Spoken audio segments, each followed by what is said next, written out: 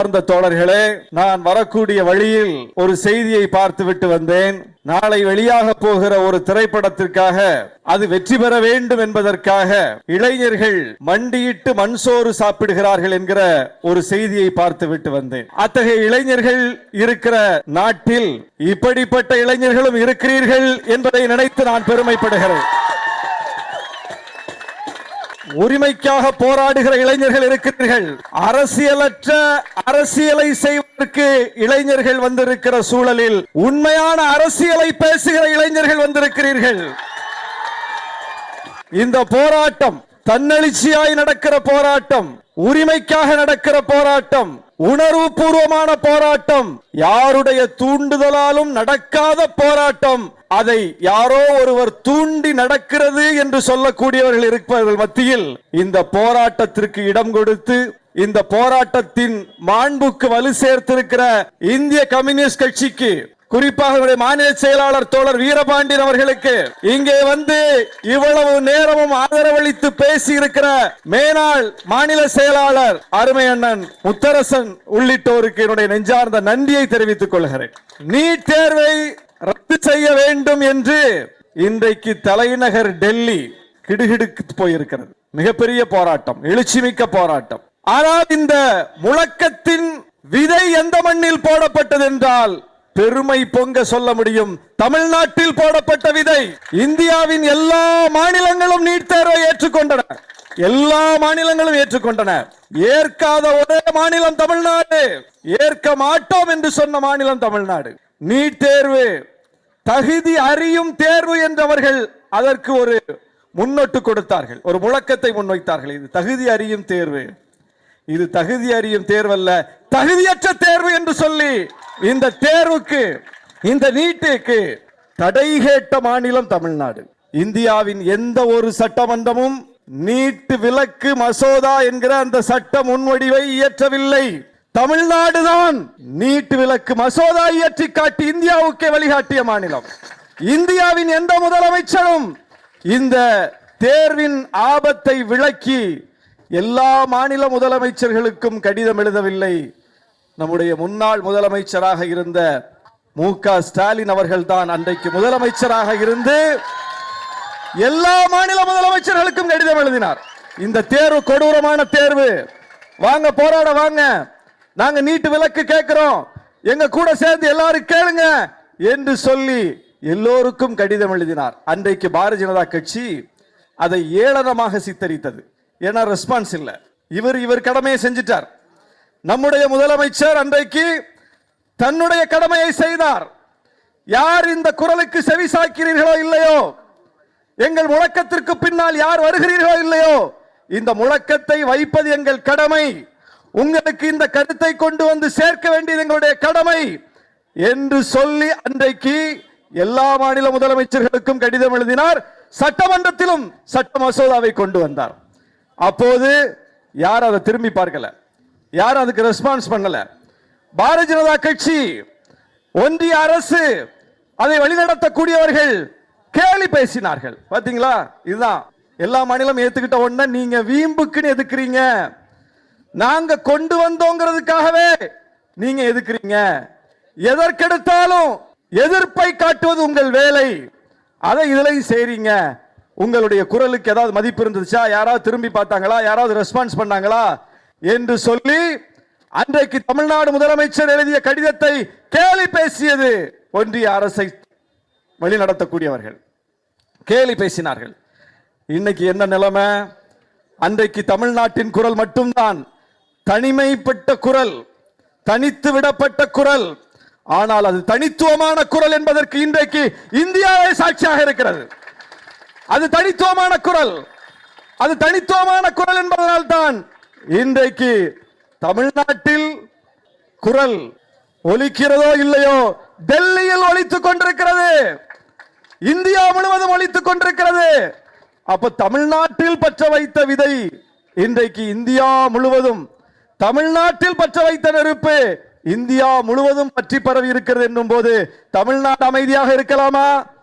இருக்க மாட்டோம் என்று உணர்த்துவதற்காக இங்கே நீங்கள் கூடியிருக்கிறீர்கள். தமிழ்நாட்டின் குரலாக கூடியிருக்கிறீர்கள்.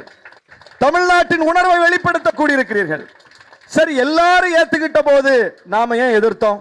இன்னைக்கு எல்லாரும் எதிர்க்கிறாங்க. தாமதமாக வேணும், இன்றைக்கு எதிர்க்கிறார்கள். ஆனால் முன்கூட்டியே இந்த தேர்வு வந்த அந்த நொடியில் இருந்து இதன் ஆபத்தை புரிந்த மாநிலம் தமிழ்நாடு தானே. நாம ஏன் எதிர்த்தோம்? எல்லாரும் ஏற்றுக்கொள்ளும் போது நமக்கு எப்படி அந்த பார்வை, தனித்துவமான பார்வை? அதுதான் இந்த மண்ணுக்கே உரிய சமூக நீதி பார்வை. நாம நமக்கு மட்டும் எப்போதுமே குறுக்கி சிந்திக்கிறது கிடையாது. அது இந்தியாவுக்கே ஆபத்தான தேர்வு என்றுதான் சொன்னோம். ஆனா ஏற்கிறவங்க ஏத்துக்கிட்டு போறாங்க. ஆனாலும் தமிழ்நாட்டுக்கு விலக்கு கேட்டு நாம் போராடினோம். மற்ற மாநிலங்களுக்கும் கடிதம் எழுதினோம். மற்ற மாநிலத்தையும் உசுப்பினோம். அப்படி நமக்கு அந்த பார்வை வருவதற்கு என்ன அடிப்படை? என்ன அடிப்படை என்றால் அது வெறுமனே மாணவர்களை தகுதி அறியக்கூடிய தேர்வாக அது இல்லை. தமிழ்நாட்டு மாணவர்கள் இன்னும் சொல்ல போனா நீட் இல்ல, இதுக்கு மேல நீ எந்த தேர்வு வச்சாலும் அதை மிக வெற்றிகரமாக படித்து எதிர்கொண்டு வெற்றிகரமாக அதை எதிர்கொள்ளக்கூடிய அளவுக்கு வலிமை மிக்கவர்கள். எங்க பிள்ளைங்க அறிவு குறைபாடு உள்ளவர்கள் கிடையாது, அறிவில் சிறந்தவர்கள். அப்ப தமிழ்நாட்டு மாணவர்கள் இந்த தேர்வை கண்டு அஞ்சி நடுங்கி போய், அறிவில்லாமல் நடுங்கி போய் தற்கொலை செய்து கொள்ளவில்லை. அனிதாவுடைய +2 மதிப்பெண் என்ன? அனிதாவுடைய +2 மதிப்பெண் 1200க்கு 1176 மதிப்பெண் எடுத்த மாணவி அனிதா. அப்போ எந்த தேர்வு வைத்தாலும் படித்து அந்த தேர்வை வெற்றிகரமாக எதிர்கொள்ளக்கூடிய அளவுக்கு அறிவு பின்புலம் கொண்டவர் தான் அனிதா. ஒரு உதாரணம். நம்ம பிள்ளைங்க எல்லாரும் அப்படித்தான். அப்ப நீட் என்ன? இதை விட பெரிய தேர்வை நீட்டினாலும் அதையும் எதிர்கொள்ள எங்கள் பிள்ளைகள் தயார். அதெல்லாம் பிரச்சனை. பிள்ளைங்க தடுமாறுவாங்க, பிள்ளைங்க படிக்க முடியாம போயிடுவாங்க, அதற்காக நாங்கள் எதிர்க்கவில்லை. எங்கள் பிள்ளைகள் எல்லா பிள்ளைகளையும் விட அறிவியல் சிறந்த பிள்ளைகள். அதுல எங்களுக்கு மாற்றுக்கிறது இல்லை. நாங்கள் ஏன் அதை எதிர்க்கிறோம்? இது மாநில உரிமைக்கு எதிரான தேர்வு. கல்வி என்பது மாநில பட்டியலில் இருந்தது. நெருக்கடி நிலையை பயன்படுத்தி எமர்ஜென்சி பீரியட்ல அதை பொது பட்டியலுக்கு கொண்டு போனார்கள். கன்கரண்ட் லிஸ்ட், பொது பட்டியல். அதற்கு நல்ல தமிழ்ல சொல்லணும்னா ஒத்திசைவு பட்டியல். ஒத்திசைவுனா என்ன? ஒத்திசைவுனா என்ன? ஐயாவோட நான் ஒத்திசைந்து போறேன் அப்படின்னா என்ன பொருள்? அவரோட இணங்கி போறேன், அவருக்கு எனக்கும் ஒரு காம்ப்ரமைஸ், ஒத்த கருத்து, ஒரு சுமூக தீர்வு, ஒரு இணைப்பு. அப்போ இவரோட நான் ஒத்திசைந்து போறேன், அவர் கருத்தோடு நான் இணைந்து போகிறேன் என்று பொருள். அப்போ ஒத்திசைவுனா என்ன? ஒத்திசைவு பட்டியலில் கல்வி வைக்கப்பட்டிருக்கிறது அப்படின்னா என்ன? கல்வி தொடர்பாக ஒரு முடிவை எடுப்பதாக இருந்தால் ஒன்றியமும் மாநிலமும் ஒத்திசைந்து ஒரு முடிவை எடுக்க வேண்டும். அதானே? அப்ப கன்கரண்ட் லிஸ்ட்ல தானே இருக்கு, யூனியன் லிஸ்ட்ல இல்லையே. கல்வி இப்பவும் இல்லையே, இப்பவும் அது கன்கரண்ட் லிஸ்ட்ல இருக்கு, ஒத்திசைவு பட்டியல்ல இருக்கு. ஒத்திசைவு பட்டியலில் கல்வி இருக்கும் போது கல்வி தொடர்பான முடிவை என்னை கேட்காமல் நீ மட்டும் எப்படி எடுக்கலாம்? இதுதான் தமிழ்நாட்டின் கேள்வி. தமிழ்நாட்டின் கேள்வி இதுதான். இது மாநில சுயாட்சிக்கான கேள்வி. நீ யார் எடுக்கிறது? என்கிட்ட கேட்டியா? நான் ஒத்துட்டனா? இல்ல, அது பார்லிமெண்ட்ல சட்டமாக்கிட்டோமே. பார்லிமெண்ட்ல சட்டமாக்கிட்டா நாங்க சட்டமன்றத்தில் வேண்டாம்னு சொல்லிட்டோமே. நீ பார்லிமெண்ட்ல சட்டமாக்கிட்ட, நாங்க சட்டமன்றத்தில் வேண்டாம்னு சொல்லிட்டோம். உச்ச நீதிமன்றம் என்ன சொல்லுது? அம்பேத்கர் எழுதிய, புரட்சியாளர் அம்பேத்கர் எழுதிய அரசியலமைப்பு சட்டம் என்ன சொல்கிறது?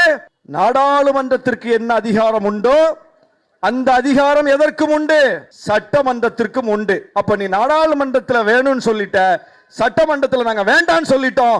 உனக்கு வேண்டும் என்று சொல்வதற்கு அதிகாரம் உண்டு என்றால் வேண்டாம் என்று சொல்வதற்கு எங்களுக்கு அதிகாரம் உண்டு. அப்ப எப்படி அது வரலாம்? அப்ப நாங்க வேண்டாம்னு சொன்னதுக்கு பிறகு எங்கள் மீது நீ அதை திணிக்கிறாய் என்றால் இதுதான் சட்டவிரோதம். இது சட்டவிரோதம். இது அகைன்ஸ்ட் கான்ஸ்டிடியூஷன். இது அரசியலமைப்பு சட்டத்துக்கு எதிரானது நீட் தேர்வு. அப்போ ஏன் நம்ம எதிர்க்கிறோம்? மாநில உரிமைக்கு எதிரானது எதிர்க்கிறோம், அரசியலமைப்பு சட்டத்துக்கு எதிரானது எதிர்க்கிறோம். அதற்கு பிறகு என்ன? இந்த தேர்வு கொண்டு வந்து யார்கிட்ட திணிக்கிறாங்கன்னு பார்த்தா தமிழ்நாட்டின் மீது திணிக்கிறார்கள். மற்ற மாநிலங்கள் ஏத்துக்கிட்டாங்க, தமிழ்நாடு ஏற்கலன்னு சொல்றாங்கல்ல. ஏன் ஏற்கல? மற்ற மாநிலங்கள்ல தமிழ்நாட்டை போல மாவட்டத்திற்கு 1, 2 என்று சொல்லக்கூடிய மருத்துவ கட்டமைப்பு உண்டா? மருத்துவ கல்லூரிகள் உண்டா? யார் அப்பா வீட்டு காசுல கட்டினது? இதெல்லாம் யாரும் கட்டவில்லை, தமிழ்நாடு கட்டி வைத்திருக்கிறது. நம்பரி பணத்தில் மாநில அரசின் பணத்தில் தமிழ்நாட்டு மக்களின் வியர்வை சிந்தி செலுத்திய பணத்தில் கட்டி எழுப்பி இருக்கிறோம் அரசு கல்லூரிகளை, மருத்துவ கல்லூரிகளை. வேற யாரும் கெட்டல, கெட்டலைன்னா கெட்டாதது ஏன் அங்க போய் கேளு. கெட்டவன்ட்ட நீ என்ன பண்ற, எல்லாரும் இங்க வந்து படிக்கலாம்னு நீட்டை கொண்டு வந்து திறந்து விடுற. அப்புறம் நாம +2 மதிப்பெண்ணின் அடிப்படையில் மருத்துவம் படிக்கக்கூடிய வாய்ப்பை உருவாக்கி வைத்திருந்தோம். +2 படிச்சாங்க நம்ம பிள்ளைங்க. 1ஆம் வகுப்பிலிருந்து 12ஆம் வகுப்பு வரை கட்டணமில்லா கல்வி, கட்டணமில்லா கல்வி, அரசு பள்ளிக்கூடத்தில் கல்வி. அப்படி ஒரு கட்டமைப்பை இங்கே உருவாக்கி வைத்திருக்கிறோம். நம்முடைய பிள்ளைகளுக்கு எல்லா வசதியையும் நாம் செய்து கொடுத்திருக்கிறோம். அதான் நம்ம கல்வி முறை. மூடிய பள்ளிக்கூடங்களை திறந்தோம். அதுதான் இங்குள்ள அரசியல். நுழைவுத் தேர்வை ரத்து செய்தோம். முதல் தலைமுறை பட்டதாரிகளை உருவாக்கினோம். அதுதான் இங்கே முன்வைக்கப்பட்ட 100 ஆண்டு கால திராவிட இயக்க அரசியல். அதனுடைய விளைச்சல் என்ன? கட்டணமில்லா கல்வி, பஸ் பாஸ், எல்லா வகையான தொடர்பான உபகரணங்களையும் கொடுத்து அருகாமை பள்ளிகள் என்கிற நிலையை உருவாக்கி மாவட்டந்தோறும் மருத்துவக் கல்லூரிகளை உருவாக்கி இந்தியாவிலேயே 100 தலை சிறந்த கல்வி நிறுவனங்களை பட்டியல் போட்டால் அதில் அதிக எண்ணிக்கையிலான கல்வி நிறுவனங்கள் தமிழ்நாட்டை சார்ந்தவை என்று பெயர் எடுக்கக்கூடிய அளவுக்கு ஒரு கல்வி கட்டமைப்பை உருவாக்கி வச்சிருக்கிறோம். அப்போ நீ ஒரு கல்வி தொடர்பான ஒரு புதிய முடிவை எடுப்பதாக இருந்தால் உனக்கு ரோல் மாடல் எங்க இருந்து வரணும்?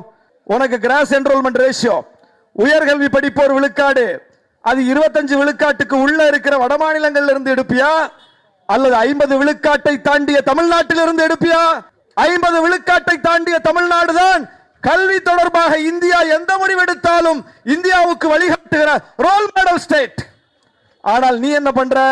25 விழுக்காடு கூட எட்டாத மற்ற மாநிலத்தை சார்ந்தவர்கள் உருவாக்கக்கூடிய ஒரு கல்விக் கொள்கையை கொண்டு வந்து, ஒரு தேர்வு முறையை கொண்டு வந்து, ஒரு பிராகிரசிவ் ஸ்டேட்டாக இருக்கக்கூடிய ஒரு முன்னேறிய தமிழ்நாடு ஒரு முற்போக்கு மாநிலத்தின் மீது தீடி ஏத்துக்க முடியும். எல்லா மாநிலம் ஏத்துக்கிட்டாங்கன்னா அது அவங்க பிரச்சனை. நாங்க ஏன் ஏத்துக்கணும்? நாங்க ஏத்துக்க முடியாது. எனவேதான் இந்த போராட்டத்தை யார் ஏற்றாலும் ஏற்காமல் போராடிய மாநிலம் தமிழ்நாடு. நீட் தேர்வில் மட்டும் இல்ல, தமிழ்நாட்டினுடைய வரலாறு எடுத்து பாருங்க. தமிழ்நாட்டின் வரலாறு இதை சொல்லும். இந்தியை திணித்தார்கள். தமிழ்நாட்டின் மீது மட்டுமா திணித்தார்கள்? எல்லா மாநிலங்களின் மீதும் தான் இந்தியை திணித்தார்கள். எல்லா மாநிலங்களின் மீது இந்தியை திணித்த போது இந்தியால எல்லா மாநிலங்களும் இந்தியை தாய்மொழியாக கொண்ட மாநிலங்களா? இல்லையே, இல்லையே. தமிழ்நாடு எப்படி தமிழை தாய்மொழியாக கொண்ட மாநிலமோ அப்படி இந்தியாவில் ஏராளமான மாநிலங்கள். இப்ப கான்ஸ்டிடியூஷன்ல 22 மொழிகள் இருக்கு. கான்ஸ்டிடியூஷன்லயே 22 மொழிகள் ஏற்றுக்கொள்ளப்பட்டிருக்குன்னா அப்ப இந்தியாவில் எத்தனை மொழிகள் இருக்கும்? அப்போ கான்ஸ்டிடியூஷனே சாட்சியா இருக்கு. 22 மொழிகள், 22 மொழிகள் எடுத்துக்கிட்டா கூட 22 மொழி இருக்குல்ல.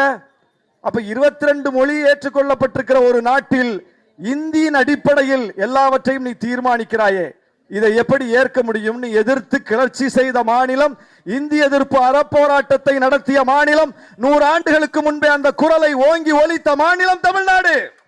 அன்னைக்கு யாரும் ஏத்துக்கல. அன்னைக்கு யாரும் ஏத்துக்கல. இன்னைக்கு என்ன நிலைமை?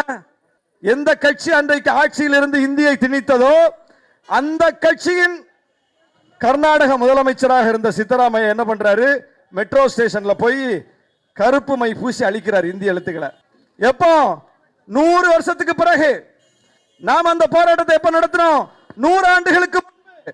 100 ஆண்டுகளுக்கு முன்பு அந்த போராட்டத்தை நாம் நடத்தும் போது கேலியாக பார்த்தார்கள், கிண்டலாக பார்த்தார்கள். ஆனால் அந்த போராட்டத்திற்கே எல்லா மாநிலங்களும் வந்து நிற்கக்கூடிய காட்சியை பார்க்கிறோம். அப்படித்தான் 50 விழுக்காட்டுக்கு மேல் இடஒதுக்கீடு போகக்கூடாது என்று உச்ச நீதிமன்றம், சுப்ரீம் கோர்ட் ஒரு ஸ்கேல் பண்ணாங்க.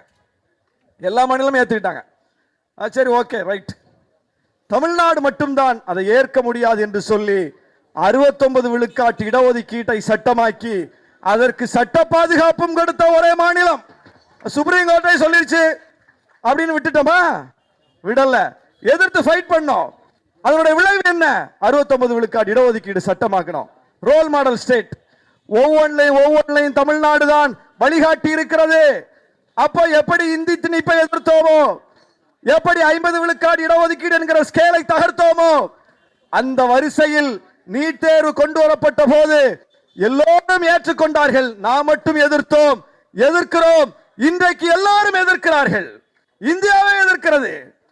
இதுதான் இன்றைக்கு நிலைமை. அப்படிப்பட்ட ஒரு நிலைமையில் நாம அரசியலை மிக சரியாக செய்திருக்கிறோம் என்பதனுடைய அடையாளம் இது. நம்முடைய தலைவர்கள் மிக சரியான அரசியலை நமக்கு காட்டியிருக்கிறார்கள் என்பதனுடைய அடையாளம் இது. நம்முடைய தலைவர்கள் நமக்கு தவறான அரசியலை கற்பிக்கவில்லை என்பதனுடைய அடையாளம் இது. எந்த இடத்துக்கு வந்து நிக்கிறோம்? கடைசியில எந்த போராட்டத்தை நம்முடைய தலைவர்கள் அடைகாத்தார்களோ அந்த போராட்டம் தான் இன்றைக்கு நாடு தழுவிய போராட்டமாக வெடித்திருக்கிறது. அப்போ ஒரு சரியான அரசியல் தான் இந்த மண்ணில் நடந்திருக்கு. அந்த அரசியலை கேலி பேசிவிட்டு, அந்த அரசியலை கிண்டல் செய்துவிட்டு ஒரு அரசியலற்ற அரசியலை நோக்கி இளைஞர்கள் போகலாமா? போகக்கூடாது. உண்மையான அரசியலை நோக்கித்தான் இளைஞர்கள் அணி திரள வேண்டும். இந்த போராட்டம் அதற்கு சாட்சியாக இருக்கிறது. அப்படித்தான் நாம் அடுத்தடுத்த அரசியலையும் நகர்த்த வேண்டும். இன்னைக்கு வந்து கிண்டல் பண்றாங்க, அதான் நீட் ரகசியம் இருக்குன்னு சொன்னாங்களே, என்னாச்சு அப்படின்னு. தமிழ்நாடு சட்டமன்றம் தான் அதை எதிர்த்து மிகப்பெரிய அளவுக்கு சட்ட முன்வடிவை கொண்டு வந்தது. அப்ப கொண்டு வந்தவங்க மேல ஏதாவது குற்றம் இருக்கா? சட்டப்படி என்ன செய்யணுமோ அதை தமிழ்நாடு செய்து விட்டது. அதை ஏற்க வேண்டியது யார்? கேள்வி யாரை நோக்கி போனோம்? கேள்வி ஒன்றிய அரசை நோக்கி போக வேண்டும். அதை செய்ய மறுப்பது யார்? நீட்டு விலக்கை தர மறுப்பது யார்? பாஜக. பாஜகவை நோக்கி போக வேண்டிய கேள்வியை தமிழ்நாட்டில் எப்படி திரிக்கிறாங்க? எதிர்கட்சி மேல திரிக்கிறாங்க, திருப்பி விடுறாங்க. எவ்வளவு பெரிய மோசமான அரசியல் இது! நான் 69 விழுக்காடு இடஒதுக்கீடு எப்படி சட்டமாச்சுன்னு சொன்னேன். அன்றைக்கு ஜெயலலிதா அம்மையார் சட்ட பாதுகாப்பு கொடுப்பதற்கு உரிய முயற்சிகளை செய்து அதை வந்து ஒன்றிய அரசினுடைய ஒப்புதலுக்கு அனுப்பிவிட்டார். எப்படி இங்கே நீட்டு விலக்கு மசோதாவுக்கு சட்டம் இயற்றி ஒன்றிய அரசுடைய ஒப்புதலுக்கு அனுப்பணுமோ அதுபோல அனுப்பி விட்டுட்டார் அவங்க. அன்றைக்கு இருந்த குடியரசுத் தலைவர் அதற்கு ஒப்புதல் கொடுத்தார். அதுதான் முக்கியமானது. அன்றைக்கு இருந்த குடியரசுத் தலைவர் அதற்கு ஒப்புதல் கொடுத்தார். அன்றைக்கு இருந்த ஒன்றிய அரசு அதை ஏற்றுக்கொண்டது. பரவாயில்ல, சுப்ரீம் கோர்ட் 15 தான் சொன்னாலும் கூட தமிழ்நாடு 69 சொல்லியிருக்கு. 19 விழுக்காடு அதிகமா வச்சிருக்காங்க. கோர்ட்டோட நேரடியா சேலஞ்ச் பண்ணக்கூடிய ஒரு விஷயம் தான். ஆனாலும் அது தமிழ்நாட்டின் உணர்வு, அது தமிழ்நாட்டின் குரல். எனவே அதற்கு செவி சாய்ப்போம் என்று சொல்லி அன்றைக்கு இருந்த ஒன்றிய அரசு அதற்கு இசைவு கொடுத்தது. அன்றைக்கு இருந்த குடியரசுத் தலைவர் ஒப்புதல் கொடுத்தார். 69 விழுக்காட்டுக்கு சட்ட பாதுகாப்பு கிடைச்சது. அன்றைக்கு எப்படி சட்டமன்ற அதிகாரத்தை பயன்படுத்தி ஜெயலலிதா அம்மையார் என்ன செய்தாரோ அதைத்தானே கடந்த அரசு சட்டமன்ற அதிகாரத்தை பயன்படுத்தி நீட்டு விலக்கு மசோதா நிறைவேற்றியது. அப்போ ஜெயலலிதா அம்மையார் இடஒதுக்கீடு விஷயத்தில் என்ன செஞ்சாரோ அதையே கடந்த அரசு, தமிழ்நாடு அரசு நீட் விஷயத்தில் செய்துவிட்டது. அன்றைக்கு இருந்த ஒன்றிய அரசு அதற்கு ஒப்புதல் கொடுத்தது. அன்றைக்கு இருந்த குடியரசுத் தலைவர் அதற்கு ஒப்பம் போட்டார். இன்றைக்கு இருக்கிற ஒன்றிய அரசு இதற்கு மறுக்கிறது. இன்றைக்கு இருக்கிற குடியரசுத் தலைவர் இதற்கு ஒப்பம் போட மறுக்கிறார். பிரச்சனை அப்ப எங்க? பிரச்சனை இங்கேயா அங்கேயா? கேள்வி யாரை நோக்கி போனோம்? இங்க இருக்கிற கட்சிகளை நோக்கியா, அங்க இருக்கிற அரசை நோக்கியா? அப்ப நம்ம எப்படி மடை மாற்றுகிறார்கள்? நம்முடைய அரசியலை எப்படி திசை மாற்றுகிறார்கள்? எனவேதான் இளைஞர்களே விழிப்போடு இருங்கள். தவறான திரிபிவாத அரசியலின் பக்கம் தலை சாய்த்து விடாதீர்கள். தமிழ்நாடு ஒரு கோரிக்கையை வைக்கிறது என்றால், ஒரு முழக்கத்தை முன்வைக்கிறது என்றால் அதற்கு பின்னால் நியாயங்கள் இருக்கும், நீதி இருக்கும், நியாயமான காரணங்கள் இருக்கும். நாம வீம்புக்கு எந்த கோரிக்கையும் வச்சதில்லை, வெறுப்பின் அடிப்படையில் எதையும் எதிர்த்ததில்லை. நாம் வைத்த கோரிக்கை ஒவ்வொன்றும் வரலாற்று பூர்வமான கோரிக்கைகள். அதைத்தான் இன்றைக்கு நீட் போராட்டம் சொல்கிறது. தமிழ்நாடு முன்வைத்த எதிலும் தோற்றதாக வரலாறு இல்லை. தமிழ்நாடு முன்வைத்த காலை பின்வைத்ததாக வரலாறு இல்லை. நீட் விஷயத்தில் எழுதி வைத்துக் கொள்ளுங்கள்.